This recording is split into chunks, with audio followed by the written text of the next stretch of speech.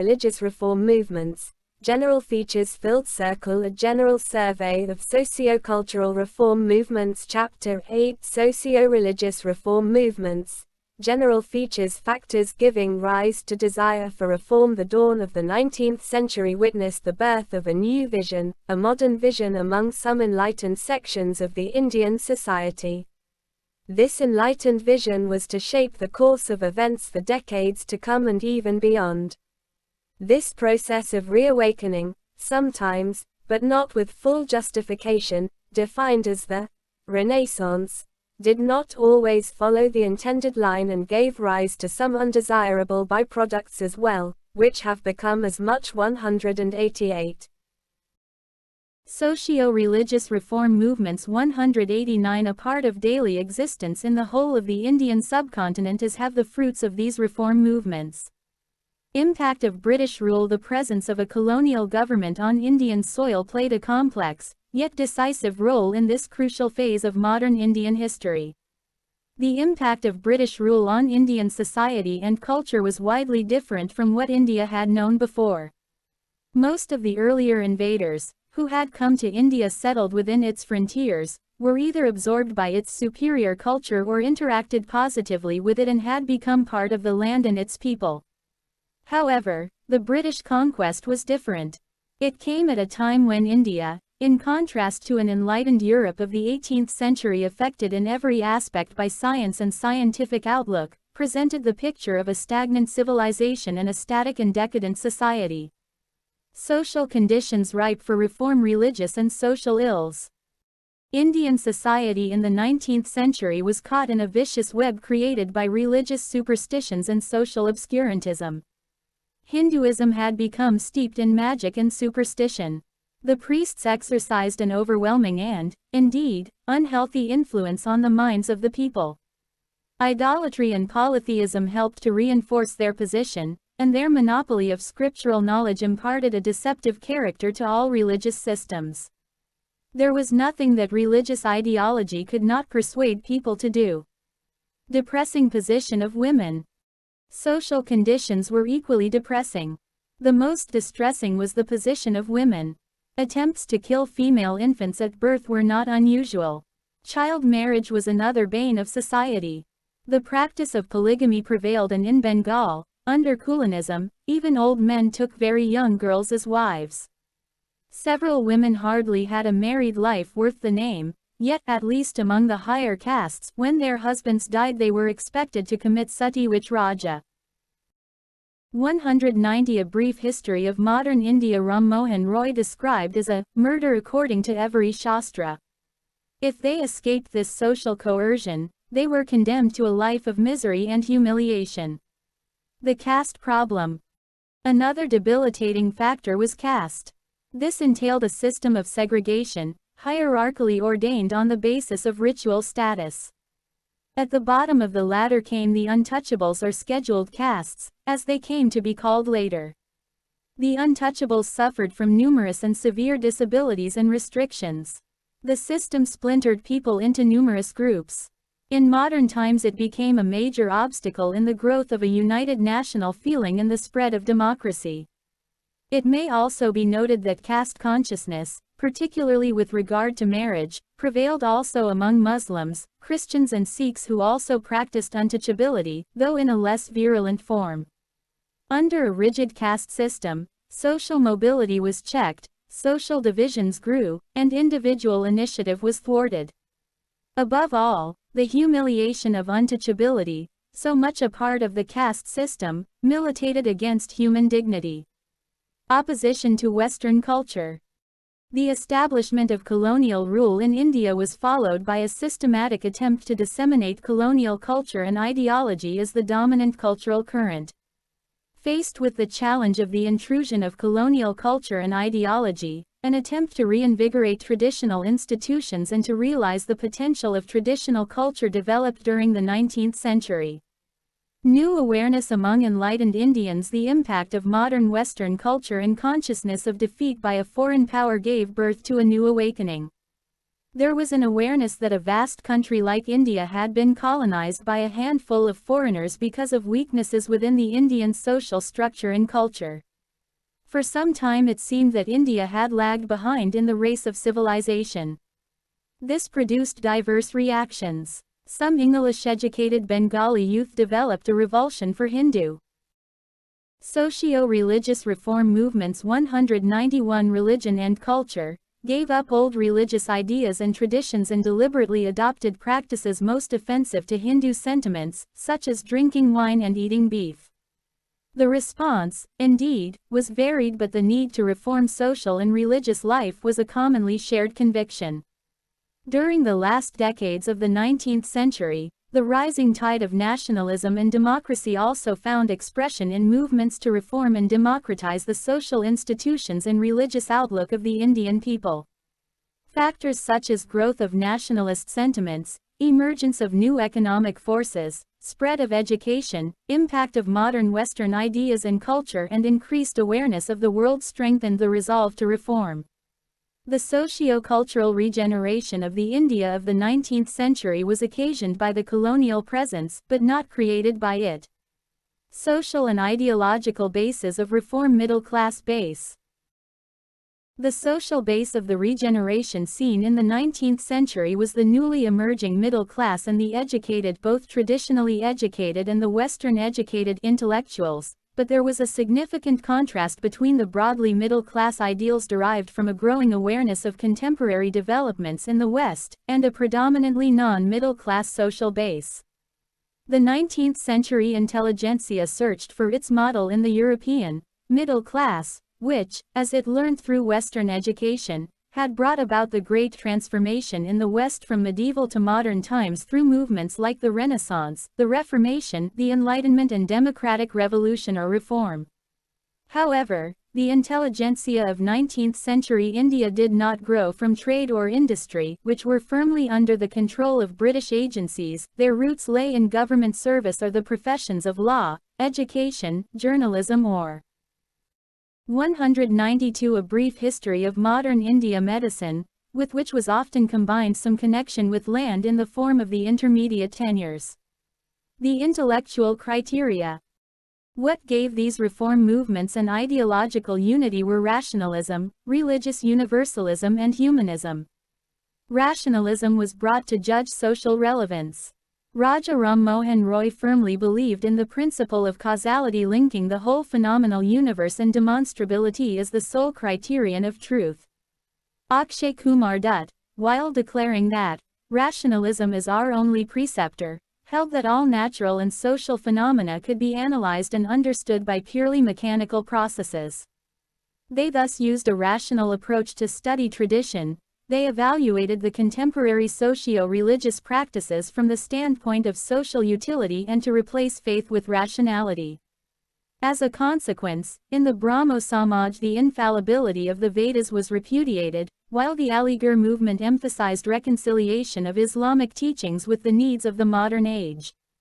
Syed Ahmed Khan went to the extent of emphasizing that religious tenets were not immutable. Many of the intellectuals set aside the authority of religion and evaluated truth in any religion by the criteria of logic, reason, or science. According to Swami Vivekananda, the same method of investigation which applies to sciences should be the basis on which religion must justify itself. Although some reformers tended to appeal to faith and ancient authority to support their appeal, on the whole, a rational and secular outlook was very much evident in putting forward an alternative to prevalent social practices. Akshay Kumar Dutt, for instance, brought medical opinion to support his views against child marriage. Reference to the past was to be used only as an aid and an instrument. Neither a revival of the past nor a total break with tradition was envisaged. Though the reformers tried to reform their religions, there was a universalistic aspect to their religious perspective. Raja Ram Mohan Roy considered different religions as national embodiments of universal theism. He defended the basic and universal principles of all religions, such as the monotheism of the Vedas and Unitarianism of Christianity, while attacking socio-religious reform movements 193 the polytheism of Hinduism and Trinitarianism of Christianity. Syed Ahmed Khan said that all prophets had the same D in faith, and every country and nation had different prophets. The social reformers used the universalist perspective to contend with the influence of religious identity on the social and political outlook of the people, which was indeed strong. A new humanitarian morality was embodied in the social reform movements, which included the notion that humanity can progress and has progressed, and that moral values are ultimately those values which favor human progress. The humanist aspect of the religious reform movements was to be seen in the emphasis on the individual's right to interpret religious scriptures in the light of human reason and human welfare, and in a general attack on priestly domination of religious practices. Religious reformation was an important but not the exclusive concern of these movements.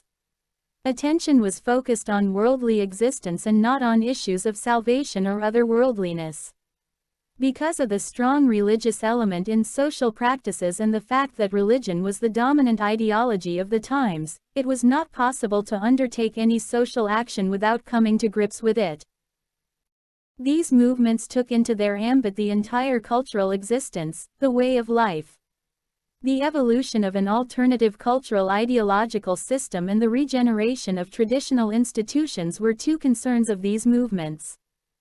These concerns were manifest in the attempts to reconstruct traditional knowledge, the use and development of vernacular languages, creation of an alternative system of education, defense of religion, efforts to regenerate Indian art and literature, the emphasis on Indian dress and food, attempts to revitalize the Indian systems of medicine and to research the pre-colonial technology for its potential.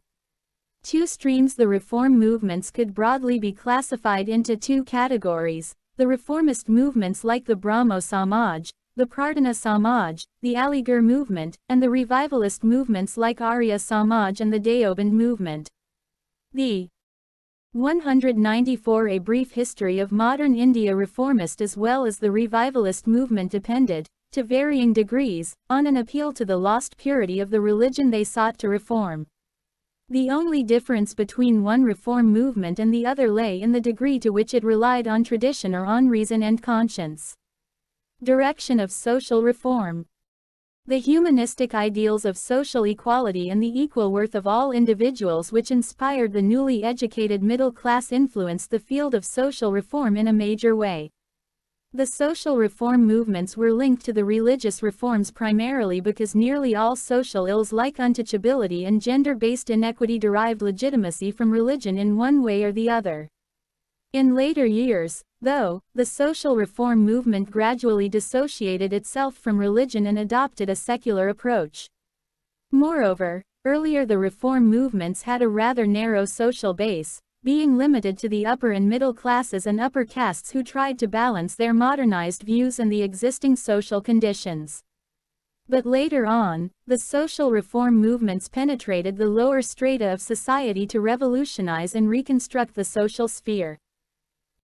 In the beginning, organizations such as the Social Conference, Servants of India Society and the Christian missionaries were instrumental in social reform along with many enlightened individuals like Jyotiba Phule, Gopal Hari Deshmukh, K.T. Talang, B.M. Malabari, D.K. Karve, Sri Narayana Guru, E.V. Ramaswamy Naikar and B.R. Ambedkar. In later years, especially with the onset of the 20th century, the national movement provided the leadership and organization for social reform. To reach the masses, the reformers used the Indian languages to propagate their views. They used a variety of media, novels, dramas, poetry, short stories, the press and, in the 1930s and later on, the cinema, to spread their opinions. Broadly, the social reform movements had a two-point agenda: fight for the betterment of status of women in socio-religious reform movements 195 society and fight to remove disabilities arising out of untouchability. Fight for betterment of position of women. The reformers had to work against great odds. Women were generally accorded a low status and were considered to be inferior adjuncts to men, with no identity of their own. They enjoyed no scope of giving expression to their talents as they were suppressed by practices such as purdah, early marriage, ban on widow marriage, sati, etc. Both Hindu and Muslim women were economically and socially dependent on male relatives, while education was generally denied to them. The Hindu women did not enjoy the right to inherit property or to terminate an undesirable marriage. Muslim women could inherit property but only half as much as men could, while in matters of divorce there was no equality between men and women. Polygamy was prevalent among Hindus as well as Muslims. Their glorification as wives and mothers was the only way in which society recognized the contribution of women as members of society. The improvement of the status of women in the society was considered to be vital, and social reformers worked towards this since a radical change in the domestic sphere, where initial socialization of the individual takes place and where a crucial role is played by women, was the need of the hour. It was clearly understood that this change would translate into reformed homes and reformed men, and that no country whose females were sunk in ignorance could ever make significant progress in civilization. The social reform movements, the freedom struggle, movements led by enlightened women themselves and, later, Free India's constitution have done much for the emancipation of women. The reformers basically appealed to the doctrines of individualism and equality, and argued, to bolster their appeal, that true religion did not sanction an inferior status to women. They raised their voice against degrading customs such as polygamy, purdah, child marriage, restrictions on widow marriage, and worked relentlessly to establish educational. 196 A brief history of modern India facilities for women, to persuade the government to enact favorable legislations for women and in general to propagate the uselessness of medieval, feudal attitudes which required to be given up. Steps taken to ameliorate women's position because of the indefatigable efforts of the reformers. A number of administrative measures were adopted by the government to improve the condition of women. Abolition of sati influenced by the frontal attack launched by the enlightened Indian reformers led by Raja Ram Mohan Roy. The government declared the practice of sati illegal and punishable by criminal courts as culpable homicide. The Regulation of 1829, Regulation 17, AD 1829 of the Bengal Code, was applicable in the first instance to Bengal Presidency alone, but was extended in slightly modified forms to Madras and Bombay presidencies in 1830. Preventing female infanticide. The practice of murdering female infants immediately after their birth was a common practice among upper-class Bengalis and Rajputs who considered females to be an economic burden. The Bengal Regulations of 1795 and 1804 declared infanticide illegal and equivalent to murder. An act passed in 1870 made it compulsory for parents to register the birth of all babies and provided for verification of female children for some years after birth, particularly in areas where the custom was resorted to in utmost secrecy. Widow remarriage. The Brahmo Samaj had the issue of widow remarriage high on its agenda and did much to popularize it. But it was mainly due to the efforts of Pandit Ishwar Chandra Vidyasagar (1820–91), the principal of Sanskrit College, Calcutta, that the Hindu Widows' Remarriage Act, 1856, was passed. It legalized marriage of widows and declared issues from such marriages as legitimate. Vidyasagar cited Vedic texts to prove that the Hindu religion sanctioned widow remarriage. Jagannath Shankar Seth and Bao Daji were among the active promoters of girls' schools in Maharashtra. Vishnu Shastri Pandit founded the Widow Remarriage Association in the 1850s. Another prominent worker in this field was Socio-religious reform movements. 197 Karsandas Mulji, who started the Satya Prakash in Gujarati in 1852 to advocate widow remarriage. Similar efforts were made by Professor D.K. Karve in western India and by Veerasalingam Pantulu in Madras. Karve himself married a widow in 1893. He dedicated his life to the upliftment of Hindu widows and became the secretary of the Widow Remarriage Association. He opened a widow's home in Pune to give the high caste widows an interest in life by providing them with facilities for vocational training. The right of widows to remarriage was also advocated by B.M. Malabari, Narmadashankar Labshankar Dave, Justice Govind Mahadeo Ranade and K. Natarajan among others. Controlling child marriage. The Native Marriage Act, or Civil Marriage Act, 1872 signified legislative action in prohibiting child marriage. It had a limited impact as the act was not applicable to Hindus, Muslims and other recognized faiths. The relentless efforts of a Parsi reformer, B.M. Malabari, were rewarded by the enactment of the Age of Consent Act, 1891, which forbade the marriage of girls below the age of 12. The Sarda Act 1930 further pushed up the marriage age to 18 and 14 for boys and girls, respectively. In Free India, the Child Marriage Restraint Amendment Act, 1978 raised the age of marriage for girls from 15 to 18 years and for boys from 18 to 21. Education of women. The Christian missionaries were the first to set up the Calcutta Female Juvenile Society in 1819. The Bethune School, founded by J.E.D.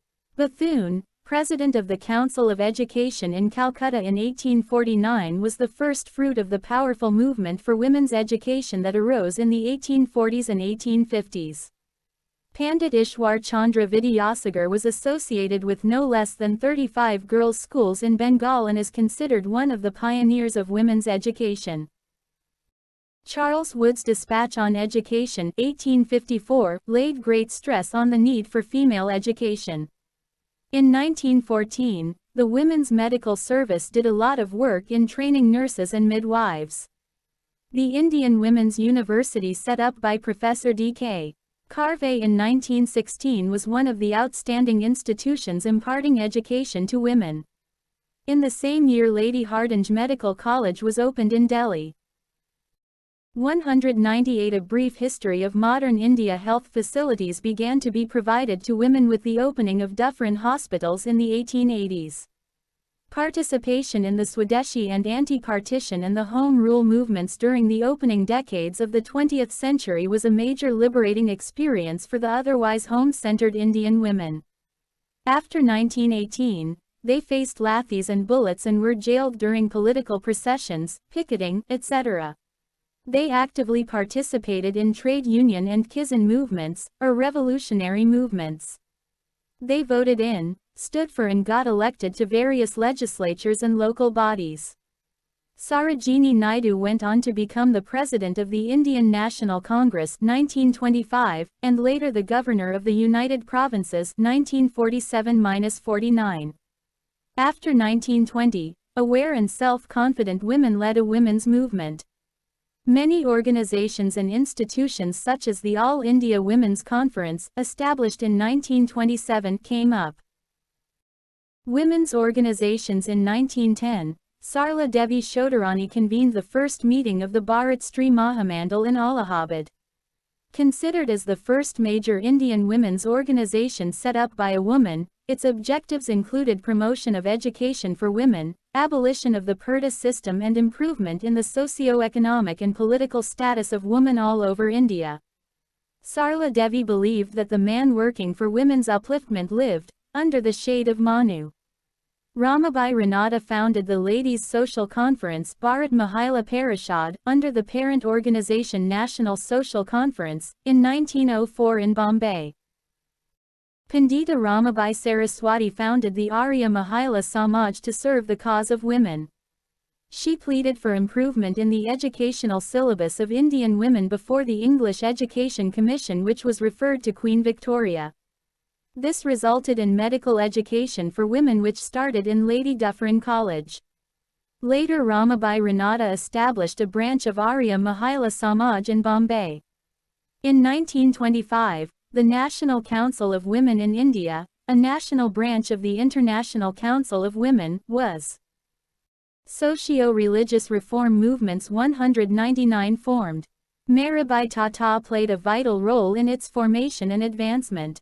She opined that the purdah system, caste differences and lack of education prevented women from working to solve societal problems. Other women who held important positions on the executive committee of the council included Cornelia Sarabji, India's first lady barrister, Tarabai Premchand, wife of a wealthy banker, Shafi Tyabji, a member of one of Mumbai's leading Muslim families, and Maharani Sucharu Devi, daughter of Keshab Chandra Sen. However, According to critics, the philanthropic style that was being followed by these women was that of upper-class English women.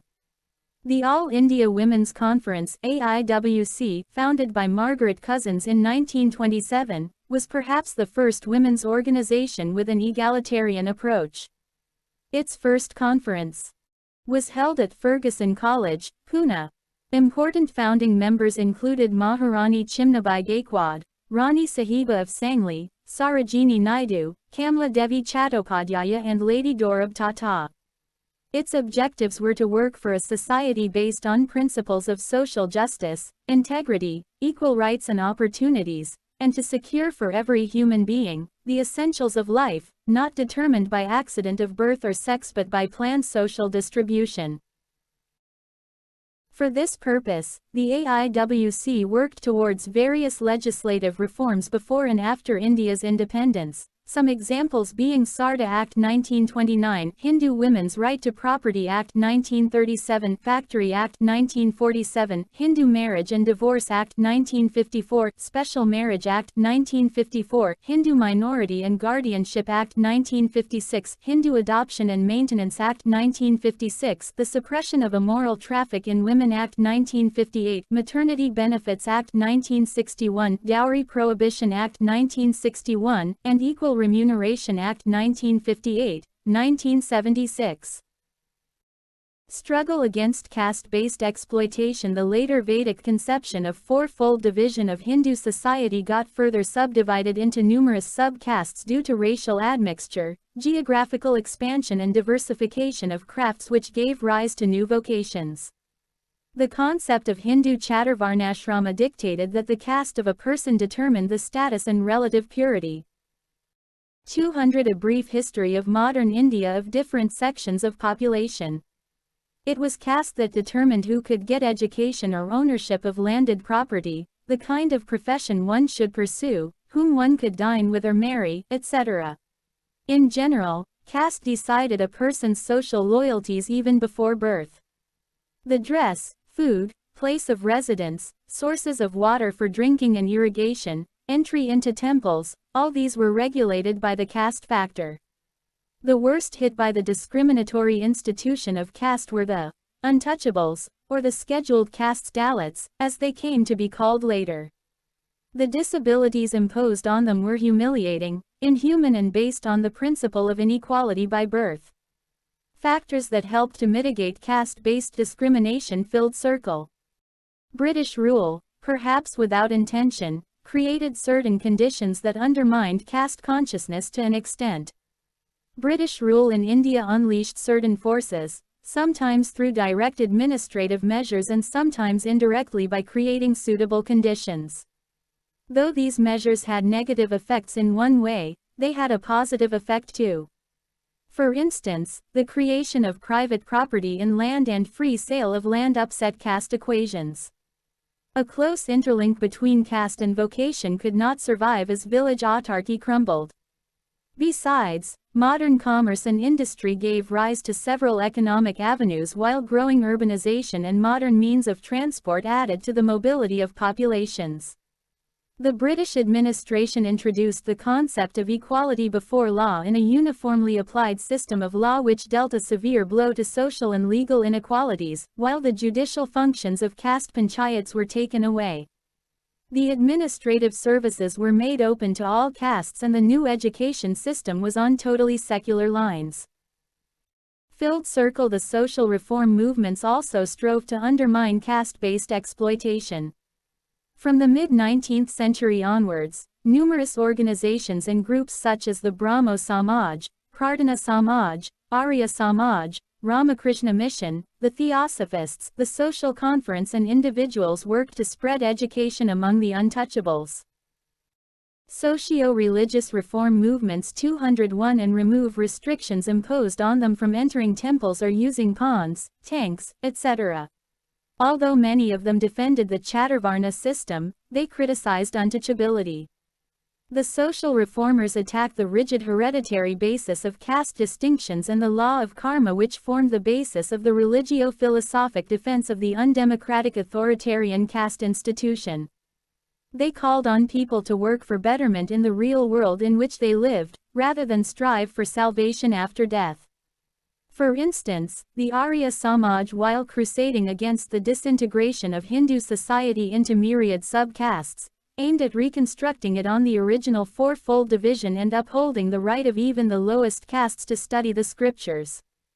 Filled circle. The national movement took inspiration from the principles of liberty and equality against the forces which tended to divide the society.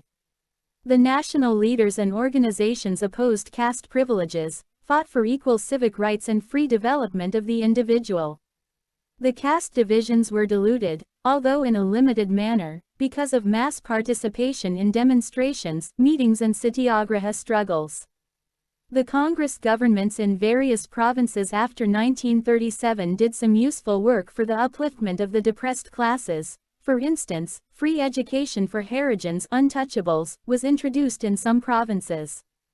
The rulers of states like Travancore, Indore and Devas took the initiative in opening all state temples by proclamation. Gandhi always had in mind the objective of eradicating untouchability by root and branch. His ideas were based on the grounds of humanism and reason. He argued that the Shastras did not sanction untouchability and, even if they did, they should be ignored since truth cannot be confined within the covers of a book. In 1932, he founded the All India Harijan Sangh. Filled circle. With increasing opportunities of education and general awakening, there were stirrings among the lower castes themselves. This awakening gradually developed into a powerful movement in defense of their rights and against upper caste oppression. In Maharashtra, Jyotiba Phule. 202. A brief history of modern India. Born in a low-caste Mali family, led a movement against the Brahminical domination of Hindu society. He accorded the highest priority to education of lower castes, especially girls, for whom he opened several schools. Babasaheb Ambedkar, who had experienced the worst form of casteist discrimination during his childhood, fought against upper caste tyranny throughout his life. He organized the All India Scheduled Castes Federation, while several other leaders of the depressed classes founded the All India Depressed Classes Association. Ambedkar condemned the hierarchical and insular caste system as a whole, and advocated the annihilation of the institution of caste for the real progress of the nation. The struggle of the depressed classes led to the provision of special representation for these classes in the Government of India Act, 1935. Others in the 1900s, such as the Maharaja of Kolhapur, encouraged the non-Brahmin movement, which spread to the southern states in the first decade of the 20th century and was joined by the Kamas, Reddis, Velalas, the powerful intermediate castes, and the Muslims. During the 1920s in South India, the non-Brahmins organized the self-respect movement led by E.V. Ramaswamy Naikar. There were numerous other movements demanding that the ban on the entry of lower castes into temples be lifted. Sri Narayana Guru in Kerala led a lifelong struggle against upper caste domination. He coined the slogan, "One religion, one caste, one God for mankind," which his disciple Sahadaran Ayyappan changed into, "No religion, no caste, no God for mankind." Dr. Bhimrao Ambedkar led the Mahad Satyagraha in March 1927 to challenge the regressive customs of the caste Hindus.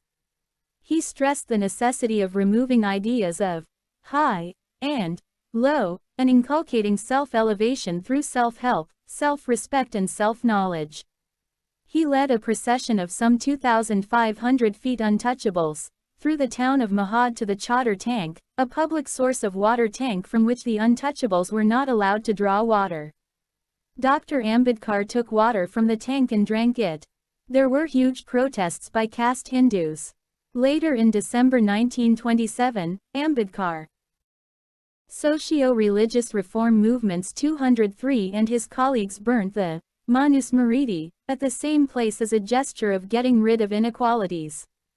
Dr. Ambedkar established the Bahishkrit Hitakarini Sabha in 1924 to highlight the difficulties and grievances of the Dalits before the government.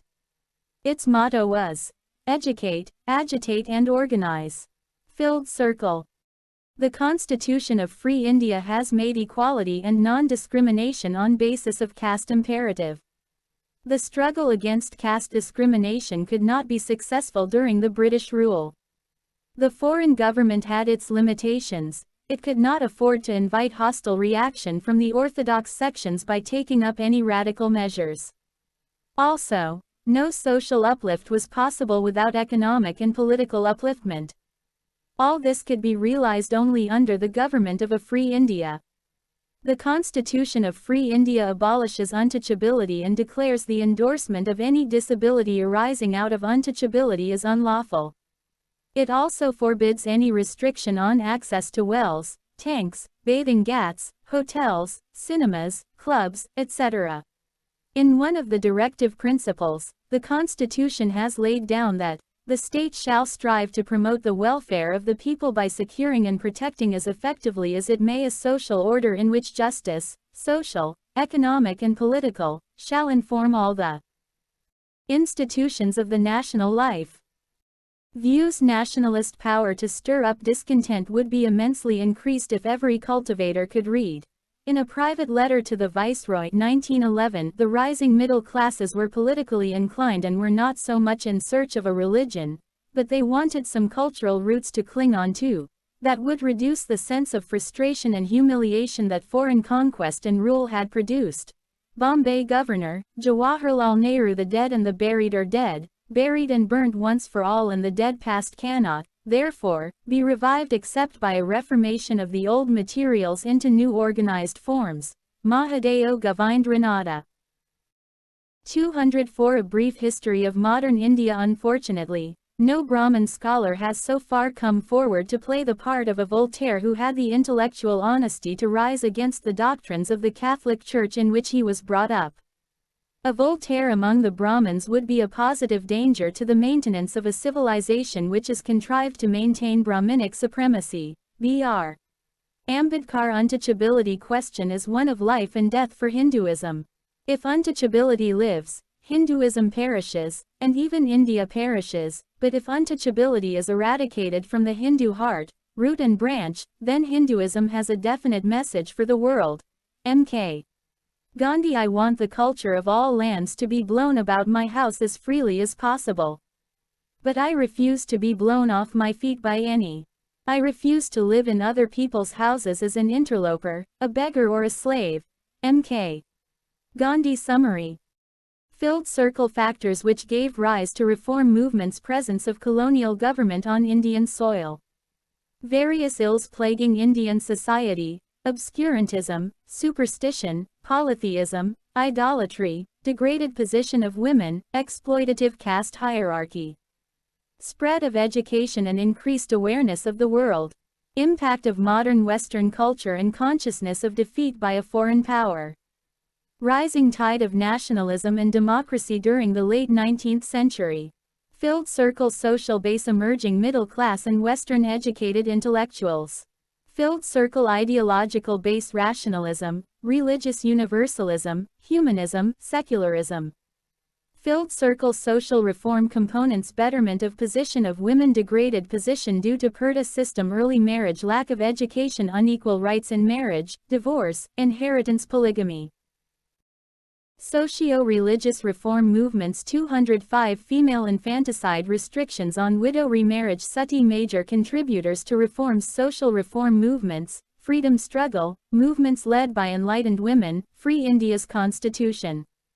Legislative measures for women. Bengal Regulation, 1829, banning Sati. Bengal Regulations, 1795, 1804, declaring infanticide illegal.